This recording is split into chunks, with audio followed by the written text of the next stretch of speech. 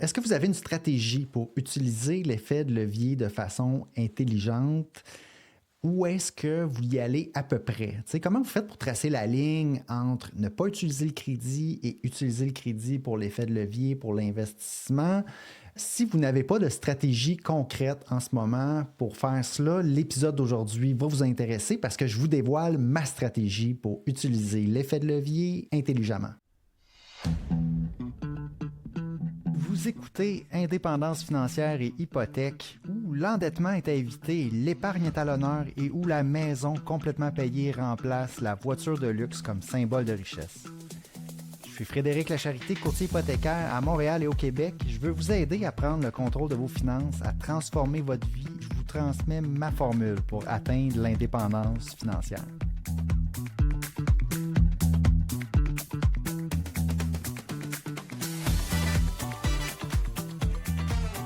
Alors oui, avec les années, je suis arrivé avec une stratégie que j'ai utilisée personnellement et dont je partage avec vous une stratégie pour utiliser l'effet de levier de façon intelligente, de façon à conserver la paix financière, mais tout en progressant vers l'indépendance financière. Parce que, l'idée première, supposons qu'on regarde là, l'idée de Dave Ramsey qui est de ne jamais utiliser l'endettement pour absolument rien.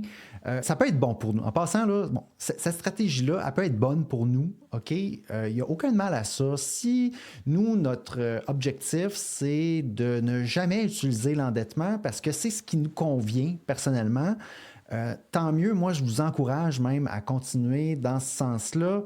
J'ai eu plusieurs moments dans ma vie, depuis que j'ai terminé de payer mon hypothèque, où est-ce que je n'avais plus aucune dette. Et puis, c'est un très bon feeling de savoir qu'on ne doit rien à personne. Donc, je vous encourage, si c'est ce que vous voulez, à continuer de cette façon-là. Par contre, il y en a pour qui n'avoir aucune dette, ne pas utiliser l'effet de levier. Il y en a pour qui on sent qu'on fait du surplace, on sent qu'on n'utilise pas tous les outils à notre disposition pour vraiment aller encore plus vite vers l'indépendance financière. C'est certain, lorsqu'on regarde l'effet de levier dans les 50 dernières années, ceux qui ont développé leur patrimoine, ceux qui ont accumulé une richesse, on doit effectivement se rendre à l'évidence que l'effet de levier a beaucoup contribué à ceux qui ont accumulé un patrimoine dans les 100 dernières années. Donc, évidemment qu'on pourrait vouloir une stratégie. Donc là, le danger, c'est de le faire un peu n'importe comment, c'est de ne pas avoir de cadre, c'est de ne pas avoir de structure. Donc aujourd'hui, je vais parler de ma stratégie, celle que moi j'ai utilisée et c'est une stratégie qu'on n'entend pas beaucoup nulle part ailleurs, que les gens ne vont pas vous parler directement de la façon que je vais vous le présenter aujourd'hui. Je l'appelle la stratégie de l'intérêt déductible. OK, je vous l'explique. En gros, la stratégie consiste à ne jamais utiliser l'endettement pour notre consommation. Okay? On revient quand même avec cette idée-là. Donc, on n'utilise pas l'endettement pour un prêt étudiant, pour le prêt voiture, pour les prêts rénovation, pour la carte de crédit, pour les voyages. On n'utilise pas l'endettement pour rien de tout ça, rien de notre consommation. La seule exception sera d'acheter notre résidence principale. OK? Ce sera la seule dette avec intérêt non déductible qu'on va permettre, OK? Puis, on va vouloir rembourser ça en priorité par la suite. Et ce qu'on va permettre ensuite, c'est de pouvoir utiliser la dette, le crédit, mais là où on aura un prêt avec intérêt qui est déductible d'impôt, OK? Donc ça, c'est la stratégie, c'est le cadre. Lorsqu'on arrive pour emprunter, on pourra se poser la question, est-ce que l'emprunt que je suis en train de faire, est-ce que c'est déductible d'impôt? Si c'est non, on ne le fait pas. Si c'est oui, on va de l'avant. OK? Il peut y avoir d'autres critères en passant, là, à savoir si c'est oui, hein, parce que si notre projet d'investissement, dépendamment si il est payant, s'il n'est pas payant, ça pourrait être un autre critère. Mais disons qu'un critère de base, OK, qui est une bonne place où commencer, c'est se poser la question, est-ce que notre prêt aura de l'intérêt déductible d'impôt? OK? Parce qu'il y a des règles claires par rapport à la fiscalité, par rapport à ça. Donc, on n'aura pas le choix d'y penser comme il faut. On n'aura pas le choix de bien structurer nos choses pour pouvoir utiliser l'endettement de cette façon-là. OK? Puis ça va mettre un cadre sur comment, oui, utiliser l'endettement, mais comment en même temps, non, ne pas l'utiliser de n'importe quelle façon, puis comment éviter les dérapages. On va y aller de cette façon-là. OK, donc c'est ce que je vais expliquer aujourd'hui. On va aller en détail là, sur quelques idées par rapport à cette stratégie-là, la stratégie de l'intérêt déductible. Première chose, OK, c'est que, comme je viens de dire, on va utiliser la dette déductible comme un cadre strict. C'est pas magique, ça impose une discipline. Ça impose le fait qu'on ne va pas le faire de n'importe quelle façon.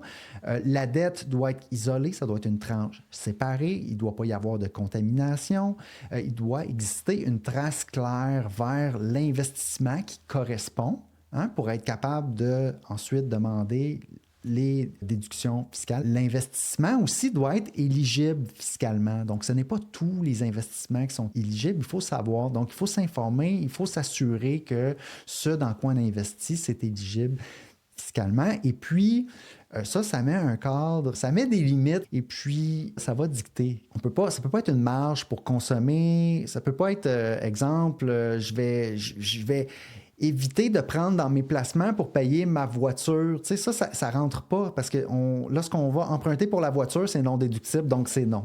Donc, on ne va pas l'utiliser de cette façon-là. C'est une dette contractée uniquement pour produire un revenu imposable. La déductibilité crée un cadre et ce cadre force la rigueur. Exemple, avoir une marge distincte ou avoir un emprunt qui sert, par exemple, à la mise de fonds pour un immeuble locatif. Investir aussi dans un portefeuille dans les marchés financiers où les placements sont éligibles pour la déductibilité des intérêts, où est-ce qu'on a une traçabilité claire. Donc, un exemple de mauvaise structure, ça peut être d'utiliser une marge de crédit pour deux choses différentes, puis ensuite de l'utiliser pour investir, puis après ça, faire des rénovations avec pour notre maison, ou ensuite l'utiliser pour des petites dépenses qu'on a faites temporaires, puis qu'on n'a pas tout à fait l'argent. Donc là, on est contaminé, la déductibilité est compromise, ça ne fonctionne plus. Donc, on évite ces erreurs-là, on se met un cadre clair. Okay? Donc ça, c'est l'idée numéro 1. Idée numéro 2, la règle est simple pour décider si on utilise l'endettement ou pas. Okay? C'est est-ce que cette dette respecte le cadre de la déductibilité? Okay? Sinon, on évite, on ne va pas de l'avant. Si oui, on analyse, on peut aller plus loin, on peut voir si on va de l'avant avec l'emprunt. Ça élimine les décisions émotionnelles, les justifications créatives, les oui mais ou parce que c'est facile de justifier l'utilisation de l'endettement. Moi, je vous comprends, je l'ai moi-même fait dans le passé. C'est vraiment cette façon-là que j'ai utilisé l'endettement et c'est cette façon-là que j'encourage mes clients à utiliser pour l'endettement, c'est-à-dire on va vouloir rembourser notre prêt le plus rapidement possible. Par exemple, un prêt auto à 60 000 financé, c'est non déductible, on refuse, on ne fait pas ça. Autre exemple, un investissement locatif structuré où est-ce que l'emprunt est déductible, on a une tranche séparée, ça vaut la peine d'analyser plus loin le projet. Peut-être que oui, on va aller contracter la dette pour ça. Autre exemple, on veut acheter notre première propriété. Bien, à ce moment-là, le prêt est considéré comme l'exception, même si le prêt pour acheter notre résidence principale est non déductible, c'est la seule exception. Idéalement, on veut que le paiement soit le plus bas possible et on va vouloir mettre un amortissement. On va vouloir rembourser ce prêt non déductible-là le plus rapidement possible. On pourra utiliser des stratégies ensuite, Manœuvre-Smith de base ou mise à part de l'argent pour rembourser le non déductible, transformer en déductible. Parce que ça, on est correct à plus long terme parce qu'on a un actif qu'on peut en tout temps prendre puis rembourser le prêt. C'est complètement différent que d'avoir, par exemple, des prêts qui sont non déductibles. La voiture, par exemple. On ne peut pas vendre la voiture, rembourser le prêt. La voiture, elle va avoir tout de suite perdu beaucoup, beaucoup de valeur. Souvent, on ne rentrera pas dans notre argent. De toute façon, on en a besoin, c'est pour notre consommation. Même chose pour notre maison. Oui, on peut vendre notre maison, mais on se retrouve à loyer, on n'est pas plus avancé. Donc, notre prêt hypothécaire, non déductible pour notre maison, on va l'amortir sur une période de temps. On va vouloir le rembourser le plus rapidement possible, amener ça à zéro. Ensuite, les prêts déductibles d'impôts pour nos investissements, ceux-là, on peut être moins pressé. Donc, une fois qu'il nous reste juste ça dans notre vie, une fois qu'il nous reste juste des prêts avec intérêt déductible d'impôt, on pourrait, par exemple, d'un matin, décider de tout rembourser ça si on voulait, si on vendait nos investissements, nos placements, puis qu'on remboursait les dettes. Donc, on a cette flexibilité-là qu'on n'a pas avec les autres types de dettes. OK? Puis, on peut décider de diminuer de moitié, par exemple, notre endettement. On peut jouer avec ça rendu là selon le niveau de confort qu'on a, selon les liquidités aussi, selon les liquidités qu'on va avoir mensuellement. On peut jouer avec ça. On peut jouer avec notre niveau d'endettement. Puis, c'est certain, plus qu'on a de dettes, plus qu'on a de placements, plus qu'on utilise l'effet de levier, plus vite que notre patrimoine augmente. Mais normalement, plus qu'on a de dettes aussi, moins qu'on a de cash flow, moins qu'on a de liquidité. Donc, on va vouloir, une fois que tout le non déductible est payé puis qu'il nous reste juste de l'endettement déductible, on pourra un petit peu jouer avec ça. Puis selon le niveau de liquidité qu'on veut pour notre train de vie, pour notre indépendance financière, on pourra jouer avec ça et rembourser les dettes avec les placements, vendre nos placements pour ce qu'on n'est pas à l'aise, puis garder ce qu'on est à l'aise, etc. Donc ça, c'était pour l'idée numéro 3. On combine en faisant ça le remboursement et on combine investissement. Tu sais, l'idée, c'est que si on n'a pas ce cadre-là, puis qu'on dit, OK, moi, je veux rembourser mon hypothèque, puis qu'on n'a pas comme l'autre option à côté, ben là, on doit choisir. On doit choisir entre rembourser l'hypothèque et investir. Puis ça, c'est pas le fun. Idéalement, on veut faire les deux en même temps. On veut faire les deux. Mais l'idée ici, la stratégie du prêt déductible d'impôt, ça permet de faire les deux en même temps. OK? C'est pas rembourser ou investir. C'est pas tout mettre sur l'hypothèque ou tout mettre en bourse, OK? Puis garder une dette pour toujours, sans vraiment de plan clair pour la rembourser, c'est pas ça. Donc, l'idée de la stratégie de l'intérêt déductible d'impôt, ça va nous forcer à faire les deux, à rembourser puis à investir. Toujours, on n'est pas obligé là, d'aller investir. Si on veut rembourser seulement, c'est parfaitement correct de vouloir faire ça, OK? Je le répète. Mais moi, je vois beaucoup de gens où est-ce qu'on est déchiré entre les deux. Ici, on a une stratégie qui permet de faire les deux. Le résultat de tout ça, c'est qu'on a la paix financière et on avance en même temps. La paix financière, ça provient du fait que notre dette non déductible, elle diminue, elle arrive à zéro assez rapidement parce qu'on a une stratégie claire en place, mais on avance aussi réellement vers l'indépendance financière. On le fait aussi au niveau qu'on est à l'aise. On peut déterminer notre niveau d'endettement puis le fixer à un niveau précis, le diminuer si jamais on sent que c'est trop haut ou l'augmenter si on sent qu'on a de la place pour aller un peu plus vite. C'est flexible, OK, comme stratégie. Donc, on rembourse l'hypothèque, ça réduit le risque, on améliore le flux de trésorerie, on prépare le terrain pour l'indépendance financière, mais lorsqu'on investit, on augmente notre actif, on va un petit peu plus vite. Puis oui, on se limite sur le cash flow, mais on avance plus vite vers l'augmentation de notre patrimoine. Balancer ces deux choses-là, les deux peuvent coexister dans une structure cohérente. C'est ce que permet ici la stratégie de l'intérêt déductible. OK? Une stratégie désorganisée, ça serait d'investir agressivement, puis juste de ne pas penser à rembourser notre hypothèque, laisser ça toujours sur 30 ans, refinancer. Puis on se retrouve à la retraite qu'on a encore cette dette-là qui a coûté assez cher quand même, qui est de l'intérêt qui est non déductible. Puis là, on ne sait pas trop comment rembourser ça parce que toutes nos choses sont prises dans des placements dans des REER. Parce qu'on n'y a pas pensé d'avance à rembourser cette dette-là, ou on peut se faire une stratégie structurée. Donc, remboursement accéléré de la dette non déductible, réutilisation stratégique, dette convertie en dette productive, le patrimoine avance et le risque diminue. La vraie flexibilité commence quand la dette non déductible disparaît. Okay, moi, ça a changé ma vie. Quand j'ai eu terminé de payer ma dette non déductible, le prêt qui avait servi à l'achat de mon condo, à partir de ce moment-là, ma vie a changé. J'ai décidé de quitter mon emploi, j'ai décidé de devenir travailleur autonome, j'ai continuer à investir. Ma valeur nette a plus que doublé depuis ce temps-là. Puis, ça l'ouvre les portes. On peut aller prendre un petit peu plus de risques si on est à l'aise. Je vous encourage à y réfléchir, à utiliser cette stratégie-là de l'intérêt déductible.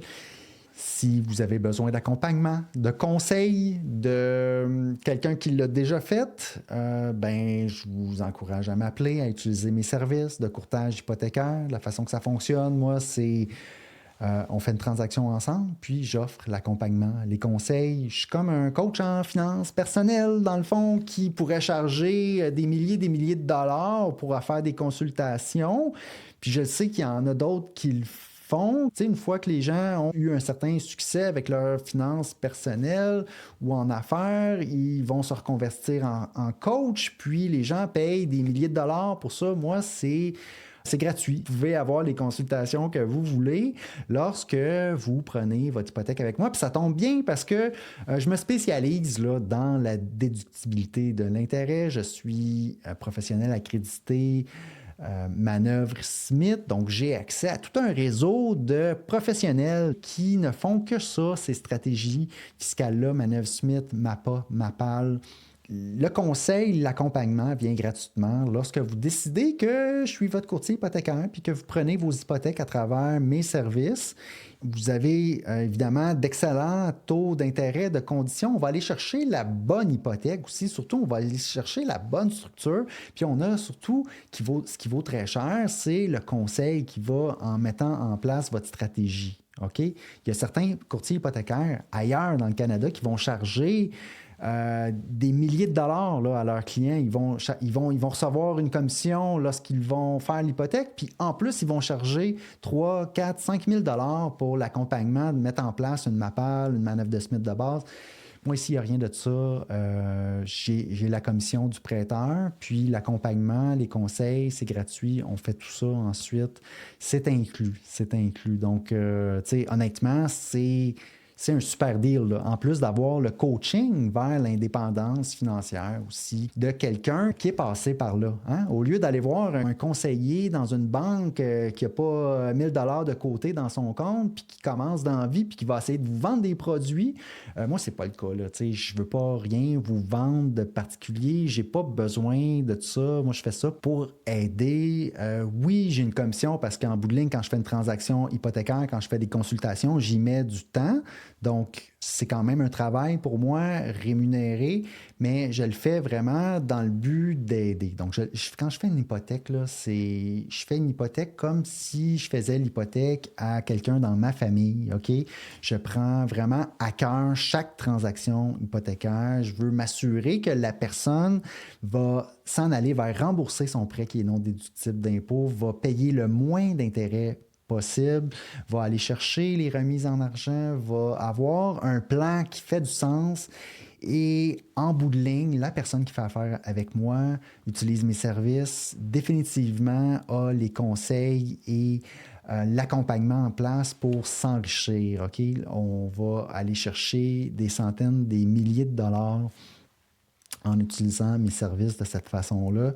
Voilà, c'est ce que j'offre. Je vous souhaite donc un bon cheminement vers l'indépendance financière. Merci. Si vous avez apprécié l'émission, je vous invite à me laisser des étoiles, un rating ou un commentaire dans Spotify ou Apple Podcast. Pour plus de contenu, allez suivre ma page Facebook Indépendance financière et hypothèque. Et si vous voulez en savoir plus sur mes services ou voulez prendre rendez-vous avec moi pour me parler, allez simplement sur mon site web frédériclacharité.com. À bientôt!